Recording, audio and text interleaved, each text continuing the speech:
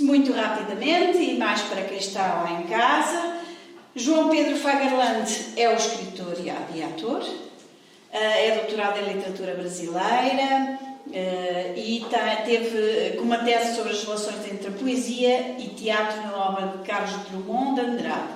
Foi professor contratado de literatura brasileira na Universidade Federal do Rio de Janeiro. Começou a sua carreira artística em 2005, tem atuado em diversas produções teatrais ligadas também à poesia e está também, correu também, fez também diversos projetos nas áreas da literatura, do teatro e da educação. O pai, não vão notar, isto é como se fossem dois irmãos, um bocadinho mais velho e um bocadinho mais novo. É doutorado também, mas neste caso não em literatura, mas em música, pela Universidade Federal do Estado do Rio de Janeiro, e é especialista em musicologia pelo Conservatório Brasileiro de Música e possui uma extensa discografia, é um fagotista exímio, foi solista e membro integrante do Quinteto Vila Lobos, já devem ter ouvido falar, com certeza, com foco na música brasileira de concerto para fagote e orquestra. Tem-se apresentado a fazer muitas oficinas no Brasil, em África, no Médio Oriente, nas Américas e na Europa. Como veem, é aqui um dueto de grande peso no que respeita à qualidade, porque eles não são muito gordos, nem pesados, portanto, no que respeita à qualidade artística, vamos ter aqui um dueto de mão cheia, como nós costumamos dizer. Então, para começar, vamos dar entrada ao João Pedro Fagerland, que é o filho.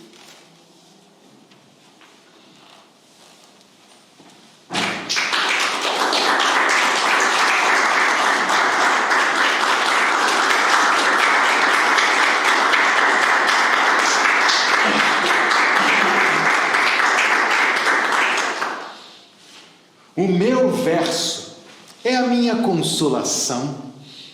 O meu verso é a minha cachaça. Todo mundo tem a sua cachaça. Para beber, copo de cristal, canequinha de folha de Flandres, de folha de taioba. Pouco importa. Tudo serve.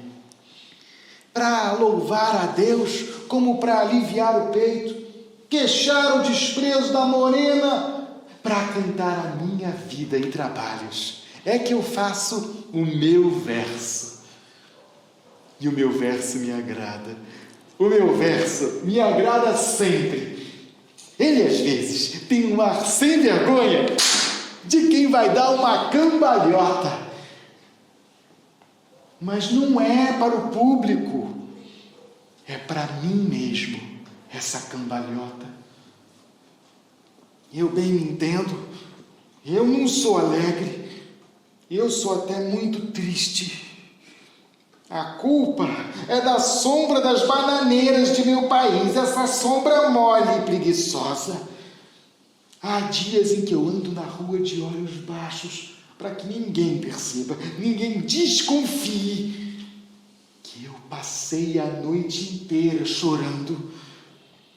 Tô no cinema vendo fita de Ruth Gibson. De repente, eu ouço a voz de uma viola. Saio desanimado. Ai, ser filho de fazendeiro, à beira do Rio São Francisco, do Rio Paraíba ou de qualquer outro córrego vagabundo, é sempre a mesma sensibilidade. E a gente, viajando na pátria, sente saudades da pátria. Aquela casa de 9 andares comerciais é muito interessante. A casa colonial da fazenda também era. No elevador, eu penso na roça. Na roça, eu penso no elevador. Quem me fez assim foi a minha gente e a minha terra. E eu gosto bem de ter nascido com essa tara. Para mim, a maior burrice de todas é suspirar pelo estrangeiro. Aqui ao menos a gente sabe que é tudo uma canalha só. Lê o seu jornal, mete a língua no governo, queixa-se da vida. Ai, a vida está tão cara. E no fim dá certo.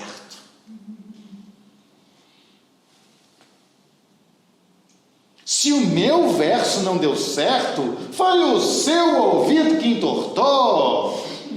Eu não disse ao senhor que eu não sou senão poeta.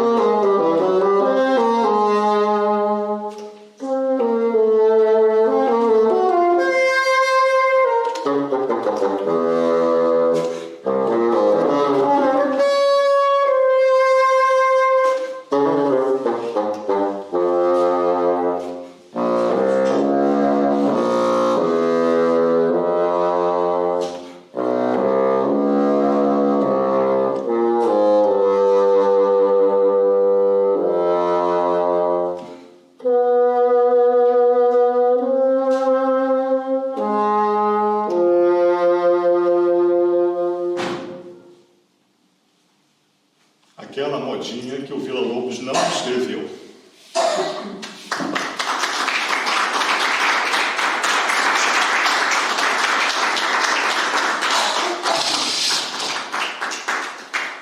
Boa tarde. É com uma grande alegria que nós recebemos vocês aqui hoje para 3 encontros muito especiais. O primeiro, entre o poeta Carlos Drummond de Andrade, brasileiro, nascido no estado de Minas Gerais. Entre Carlos Drummond de Andrade, esse encontro, e Francisco Mignone, notável compositor, nascido no estado de São Paulo. O segundo encontro dessa tarde, entre nós que aqui estamos, eu, João Pedro Fagerland, e meu pai, Aloísio Fagerland. O terceiro encontro é entre nós e vocês, porque sem plateia não existe espetáculo. Que seja uma tarde de poesia e música muito agradável para todos nós.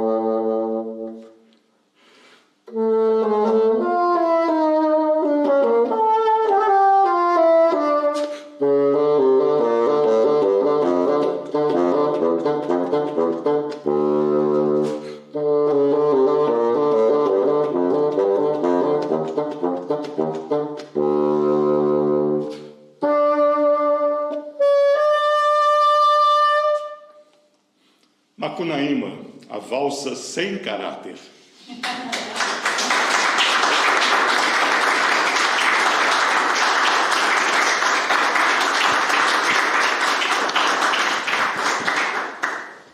Francisco Mignone, lá pelo início dos anos 1920, foi estudar na Itália e por lá ficou por alguns anos.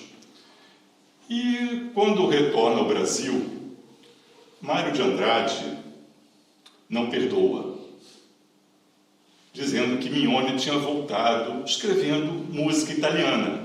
Onde estava aquele compositor brasileiro que tinha ido para a Itália? E começaram uma troca de cartas que durou assim, vários anos, essa troca, né, de correspondências, e entre outros termos utilizados por Mário de Andrade, Mignone recorda que uma das principais citações, que Mário dizia que aquele compositor brasileiro que não escrevesse música nacionalista era uma reverendíssima besta, nesses termos. Bom, o próprio Mignone diz que ele ficou tão cansado com tamanhas argumentações de Mário de Andrade durante muito tempo que capitulou, e ele realmente é mais conhecido hoje em dia, né, por sua produção nacionalista. Mas Mignone, talentoso, com o talento que tinha, passeou por diversas estéticas, né, como o dodecafonismo, o atonalismo, e, segundo ele mesmo, só não escreveu música eletroacústica porque não tinha dinheiro para comprar o equipamento necessário. Enfim, mas Mignone, no final de sua vida, escreveu uma série de valsas para fagote solo, dedicadas ao meu antigo professor, Noel Devos, francês radicado no Brasil. E justamente nesse período, entre 1979 e 1981, quando escreveu essas valsas, eu estava estudando com ele e me lembro perfeitamente Devos me mostrando, né, as partituras. Olha o que o maestro Mignone escreveu, eu experimentava, tocava, e eu ficava maravilhado, né, como um fagote podia fazer tudo aquilo bonito, lindo. E mal sabia eu que hoje em dia, 40 anos depois, é um repertório que faz parte de todos os estudos de todos os fagotistas do mundo inteiro. Então, é um repertório que ganhou um significado muito próprio, muito importante, não só para o fagote, mas para a música de Mignone, né?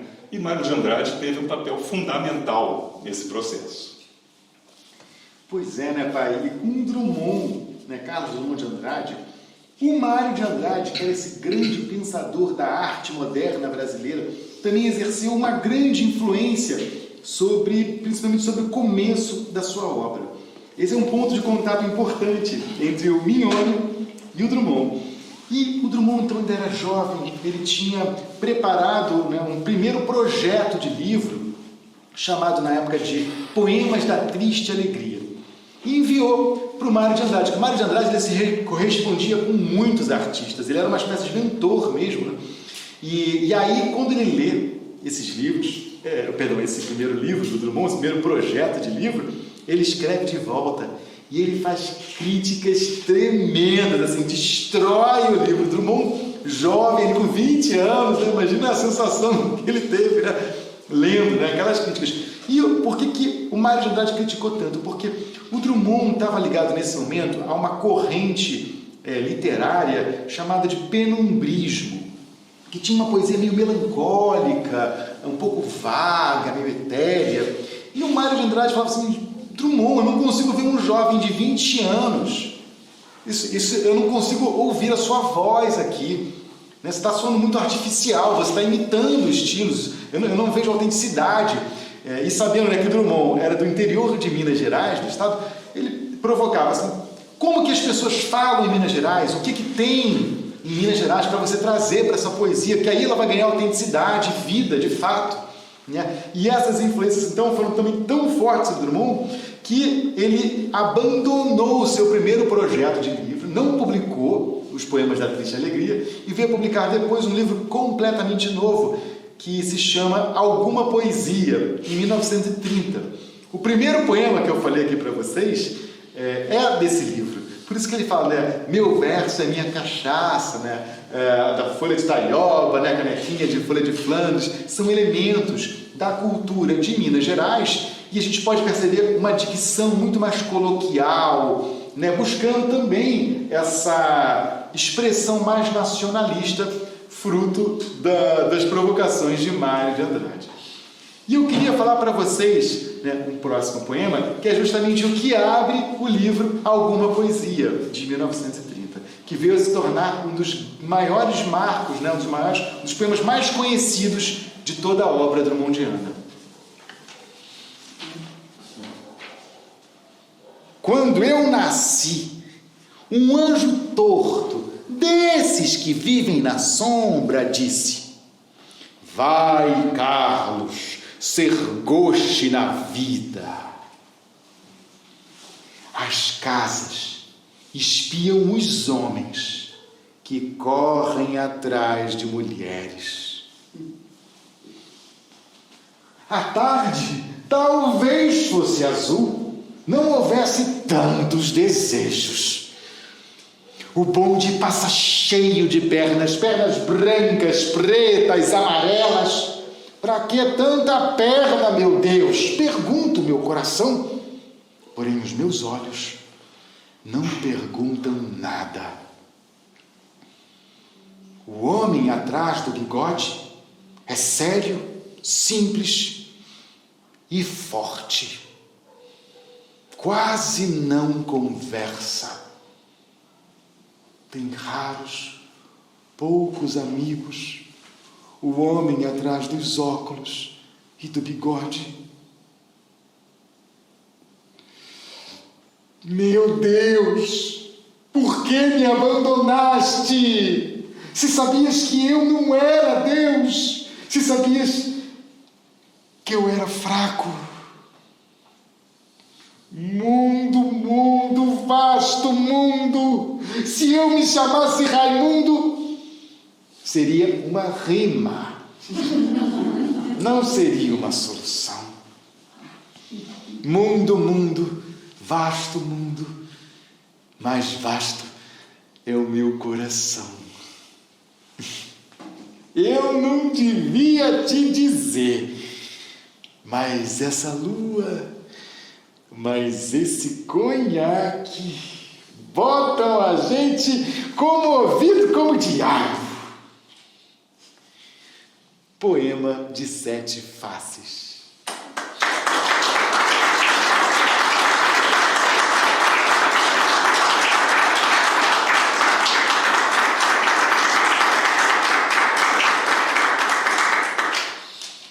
Francisco Mignone, além de compositor, era pianista e também flautista, sobretudo na sua juventude.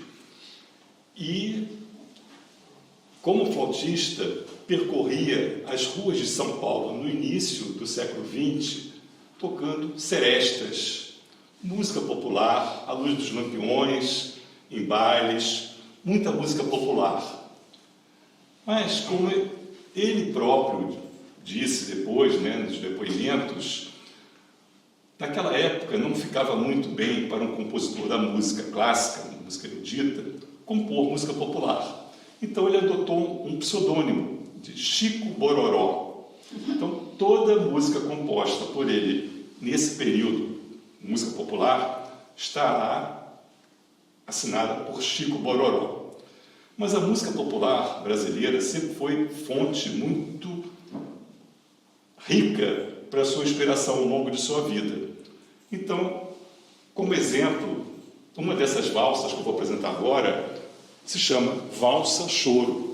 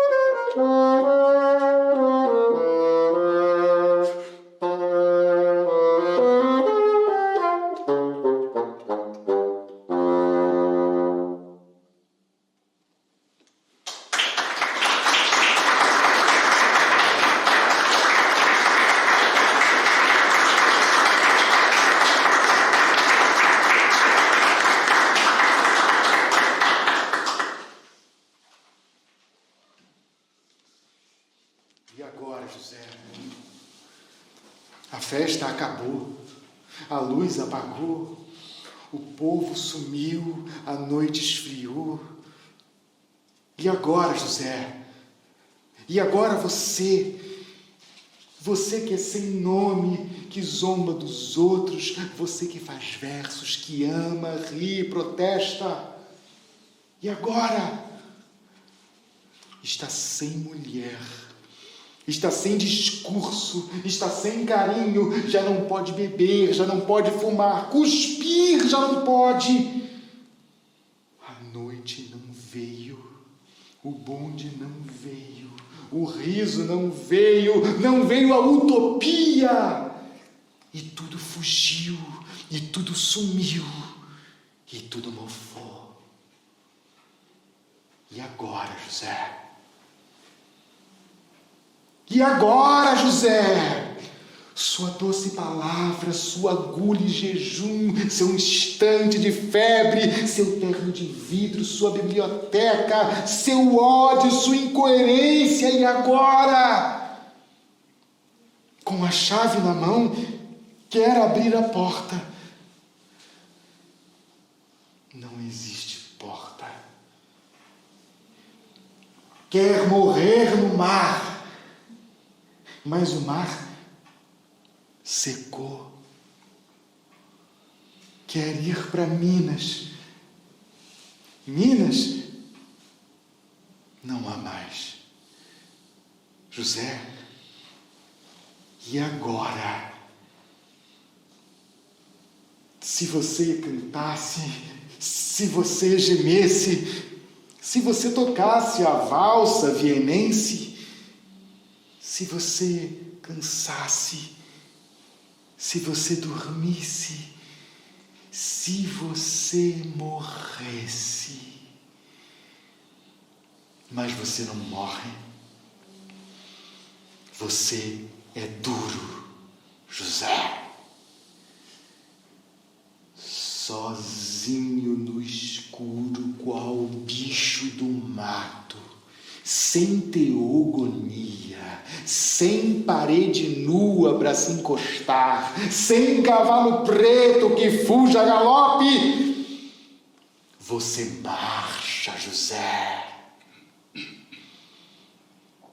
José, pra onde?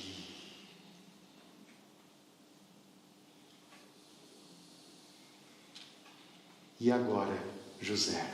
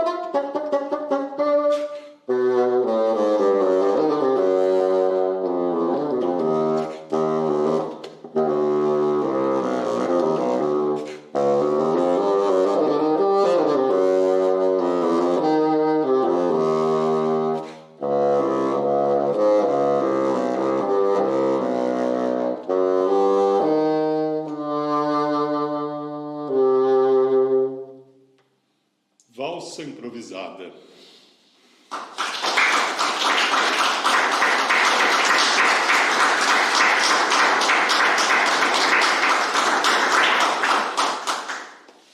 Pai, nós estamos aqui, né? Eu estou recitando os poemas, você tocando as valsas para fagote.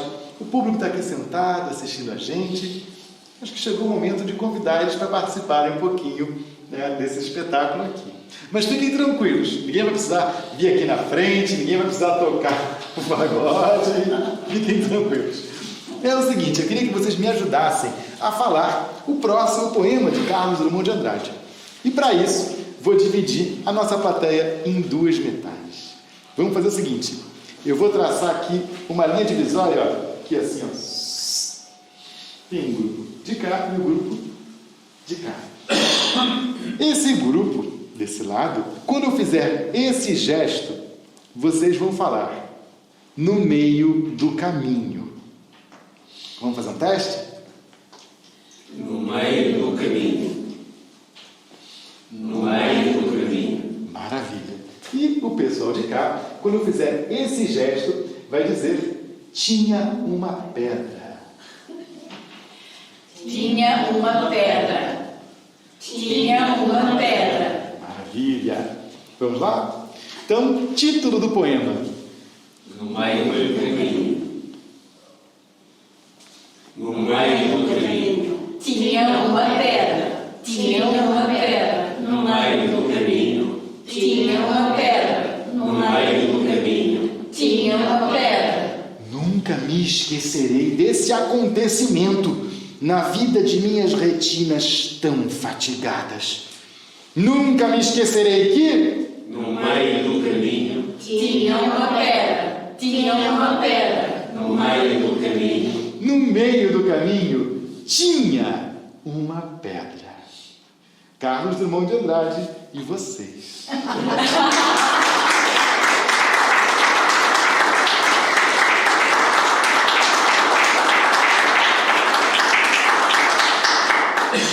E agora, vamos chegando ao ano de 1945, quando Drummond publica uma de suas obras mais importantes, o livro A Rosa do Povo. Estamos aí, né, no final da Segunda Grande Guerra Mundial e muitas discussões, muitos embates, tanto, né, dos confrontos, quanto diretamente bélicos, como também tensões ideológicas muito fortes. E isso, é claro, que vai deixar uma marca na poesia do grande poeta mineiro. E eu queria trazer para vocês, então, um dos poemas também mais importantes desse volume, A Rosa do Povo.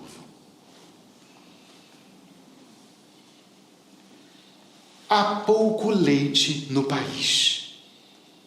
É preciso entregá-lo cedo. Há muita sede no país. É preciso entregá-lo cedo. Há no país uma legenda que ladrão se mata com tiro. Então o moço que é leiteiro, de madrugada com a sua lata, sai correndo e distribuindo leite bom para gente ruim. Sua lata, suas garrafas e seus sapatos de borracha vão dizendo aos homens no sono que alguém acordou cedinho e veio do último subúrbio trazer o leite mais frio e mais alvo da melhor vaca para todos criarem força na luta brava da cidade. Na mão, a garrafa branca não tem tempo de ouvir as coisas que lhe atribuo. Nem o moço leiteiro Ignaro, morador da rua Namur, empregado no entreposto com 21 anos de idade, sabe lá o que seja impulso de humana compreensão? E já que tem pressa, o corpo vai deixando à beira das casas uma apenas mercadoria. E como a porta dos fundos também escondesse gente que aspira ao pouco de leite disponível no nosso tempo, a Avancemos por esse beco, peguemos o corredor, depositemos o litro. Sem fazer barulho, é claro, que barulho nada resolve. Meu leiteiro tão sutil, de passo maneiro e leve, antes desliza que marcha. É claro que algum rumor sempre se faz. Um passo errado, um vaso de flor no caminho, um cão latindo por princípio, ou um gato quisilento. E é sempre um senhor que acorda, resmunga e torna a dormir. Mas esse acordou em pânico. Ladrões infestam o bairro! Não quis saber de mais nada. O revólver da gaveta saltou para sua mão. Ladrão se mata com tiro.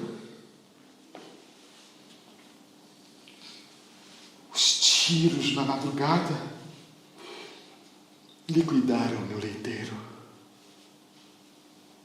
Se era noivo, se era virgem, se era alegre, se era bom, eu não sei. É tarde para saber. O homem perdeu o sono de todo e sai correndo para a rua. Meu Deus! Matei um inocente! Bala que mata gatuno também serve para furtar a vida de nosso irmão. Quem quiser que chame médico, polícia, não bota a mão nesse filho de meu pai!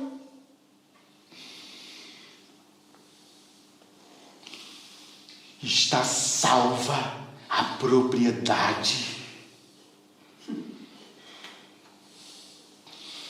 A noite geral prossegue. Amanhã custa chegar, mas o leiteiro está atelado ao relento. Já perdeu a pressa que tinha. A garrafa estilhaçada, no ladrinho já sereno, corre uma coisa espessa, que é lente, sangue, não sei. Entre objetos confusos, mal redimidos da noite, duas cores se procuram suavemente, se tocam amorosamente, se enlaçam, formando um terceiro tom, a que chamamos aurora.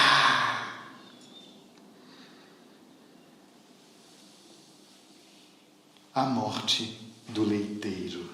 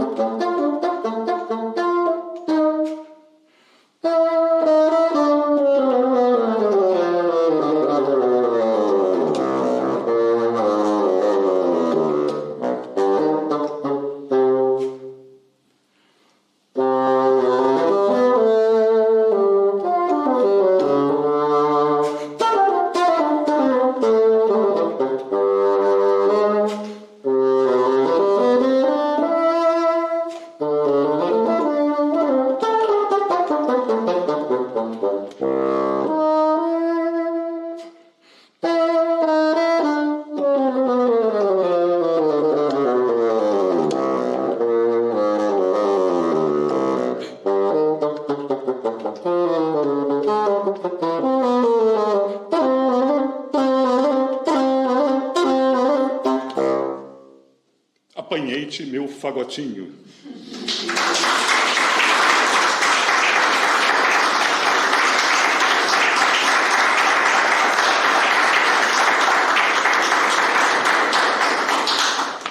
O fagote não é um instrumento muito popular, se compararmos com o piano, a guitarra, ou mesmo com a flauta transversa, o clarinete. E, por não ser um instrumento tão popular, algumas anedotas eu pude recolher ao longo desses quase 40 anos, ou mais de 40 anos já, atuando. Meu outro filho, quando tinha por volta de 7 anos de idade, na escola, a professora perguntou o que os pais faziam. E ele respondeu: meu pai toca fagote. A professora: não, toca pagode. Não sei se o senhor sabe, o pagode é um tipo de samba de fala, né, no Brasil. E não, é fagote, professora.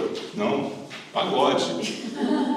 Bom, no dia seguinte, eu peguei o fagote, fui à escola, falei para a professora, mostrei o fagote, pedi autorização para ir na sala, na turma, mostrar para os coleguinhas. Então, pelo menos aquelas 30 crianças já souberam o que era um fagote, né, ao vivo.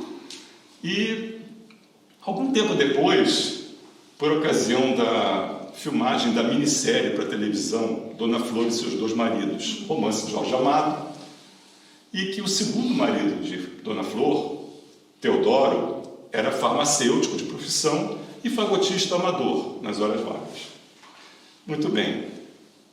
Eu fui chamado para ser o coach, o professor de fagote do grande ator Marco Nanini, que fez o papel de Teodoro na minissérie. E é claro que a gente teve aulas para poder, na cena, né, atuar tocando um fagote, e eu fazia dublagem tocando nas cenas. Muito bem, foi um trabalho excepcional, com Nanini, um grande profissional. E aí sai uma matéria no maior jornal do Brasil, na época: Marco Nanini e seu professor de pagode. Então, vejam só, né, faz parte, né, do pouco conhecimento sobre esse instrumento. Pois é, né, pai? Isso é uma herança que acaba passando também para os filhos, né, de fagotistas, assim, essas histórias, né? Como aconteceu com o meu irmão. E eu tive também uma outra situação curiosa. Eu estava na época com a minha mãe, eu devia estar mais ou menos nessa faixa de idade, assim, uns 7, 8 anos, e a gente estava ali, né, no calçadão da praia de Ipanema, ali no Arpoador, vendo aquela paisagem, e de repente chegou uma jornalista acompanhada, né, de um câmera, né, e estavam entrevistando pessoas que passavam, e eu vi aquilo, e me deu uma coisa assim, eu cutuquei na minha e falei: mãe, eu quero ser entrevistado. Eu acho que eu já queria ser ator, já queria aparecer. E aí, eu falei: vai lá, meu filho. Eu fui lá, né? Cutuquei a moça, que nisso, moça, me entrevista. E o maior barato foi que ela topou. Então começou a fazer as perguntas: qual é o seu nome? Onde você estuda? O que você gosta de fazer? O que você gosta de comer? Até que veio a fatídica pergunta: qual é a sua música favorita? E eu, na maior naturalidade, falei para ela: Concerto de Mozart para fagote.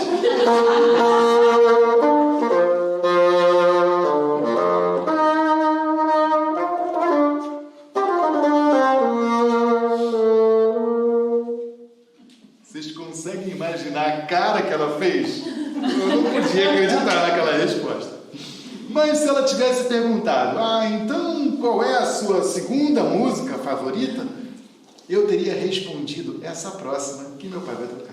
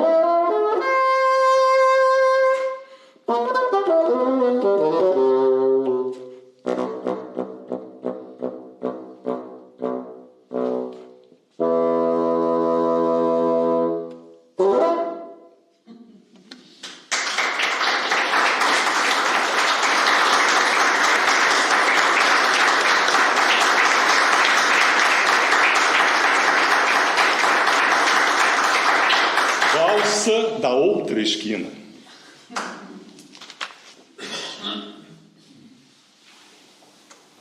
Nossa mãe, o que é aquele vestido naquele prego? Minhas filhas, é o vestido de uma dona que passou. Passou quando, nossa mãe? Era nossa conhecida? Minhas filhas, boca presa, vosso pai vem chegando. Nossa mãe, dizei depressa, que vestido é esse vestido? Minhas filhas, mas o corpo ficou frio e não o veste. O vestido nesse prego está morto, sossegado. Nossa mãe, esse vestido, tanta renda, esse segredo. Minhas filhas, escutai palavras de minha boca. Era uma dona de longe. Vosso pai enamorou-se e ficou tão transtornado, se perdeu tanto de nós, se afastou de toda a vida, se fechou, se devorou, chorou no prato de carne, bebeu, brigou, me bateu, foi para a dona de longe, mas a dona não ligou. Em vão o pai implorou, dava pólice, fazenda, dava carro, dava ouro, beberia o seu sobejo, lamberia o seu sapato. Mas a dona nem ligou. Então, vosso pai, irado, me pediu que lhe pedisse a essa dona tão perversa que tivesse paciência e fosse dormir com ele. Nossa mãe, por que chorais? Nosso lenço vos cedemos. Minhas filhas, vosso pai chega ao pátio, disfarcemos. Nossa mãe, não escutamos pisar de pé no degrau. Minhas filhas, procurei aquela mulher do demo e lhe roguei que aplacasse de meu marido a vontade. Eu não amo o teu marido, me falou ela, se rindo, mas posso ficar com ele se a senhora fizer gosto. Só para lhe satisfazer, não por mim, eu não quero homem.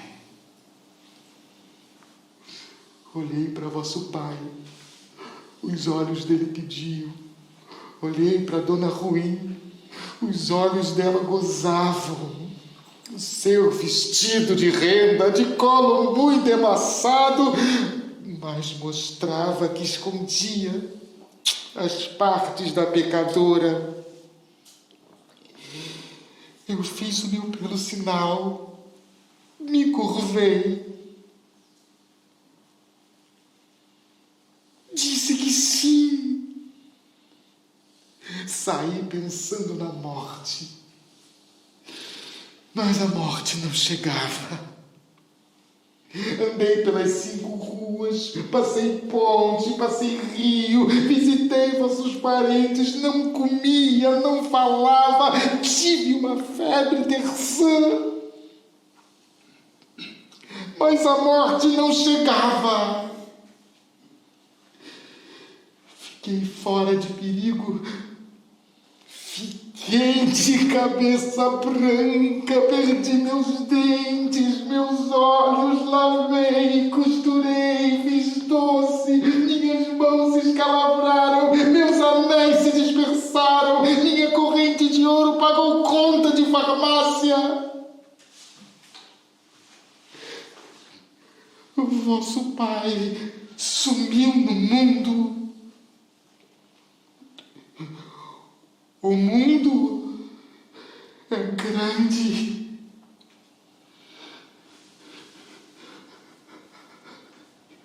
e pequeno. Um dia, a dona soberba me aparece já sem nada. pobre, desfeita, mofina, com a sua trouxa na mão. Dona, me disse baixinho: não te dou vosso marido, pois não sei onde ele anda, mas te dou esse vestido, a última peça de luxo que guardei como lembrança daquele dia de cobra, da maior humilhação. Eu não tinha amor por ele. Depois, amor pegou. Mas então ele, enjoado, confessou que só gostava de mim como eu era antes.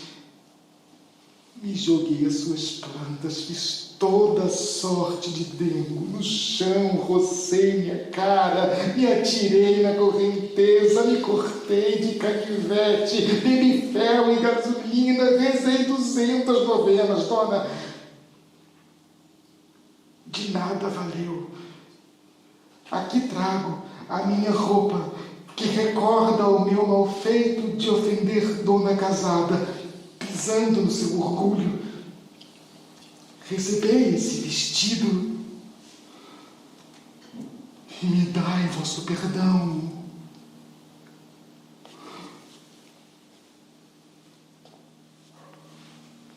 Olhei para a cara dela.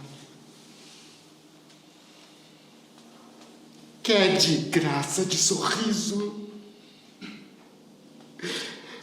quer de colo de camélia, quer de aquela cinturinha delgada como jeitosa, quer de pezinhos calçados com sandálias de cetim. Olhei muito para ela, peguei o vestido e pus nesse prego na parede. Ela se foi de mansinho. E já na ponta da estrada, vosso pai aparecia. Olhou para mim em silêncio, mal reparou no vestido e disse apenas: mulher, põe mais um prato na mesa. Eu fiz. Ele se assentou, comeu, limpou o suor. Era sempre o mesmo homem. Comia meio de lado e nem estava mais velho. O barulho da comida na boca me acalentava, me dava uma grande paz, um sentimento esquisito de que tudo foi um sonho, vestido no mar e nem nada. Minhas filhas, eis que ouço vosso pai subindo a escada.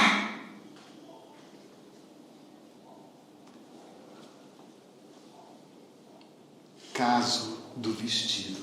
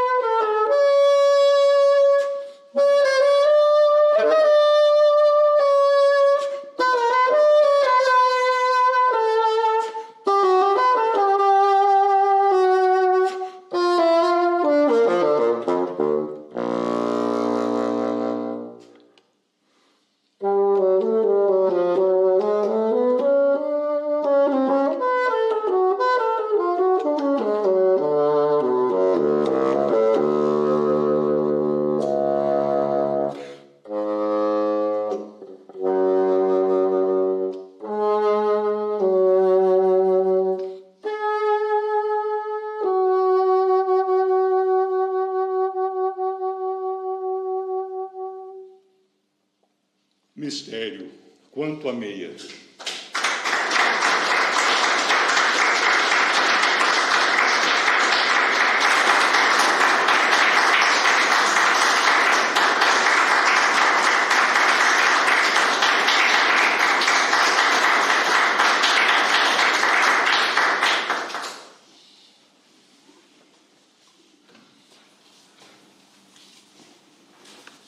Não serei o poeta de um mundo caduco. Também não cantarei o mundo futuro. Estou preso à vida. E olho os meus companheiros. Estão taciturnos, mas nutrem grandes esperanças. Entre eles, eu considero a enorme realidade. Não nos afastemos muito. Vamos de mãos dadas. Não serei o cantor de uma mulher, de uma história. Não direi os suspiros ao anoitecer, a paisagem vista da janela. Não distribuirei entorpecentes ou cartas de suicida. Não fugirei para as ilhas, nem serei raptado por serafins. O tempo é a minha matéria. O tempo presente, os homens presentes, a vida presente. Carlos Drummond de Andrade. Francisco Mignone.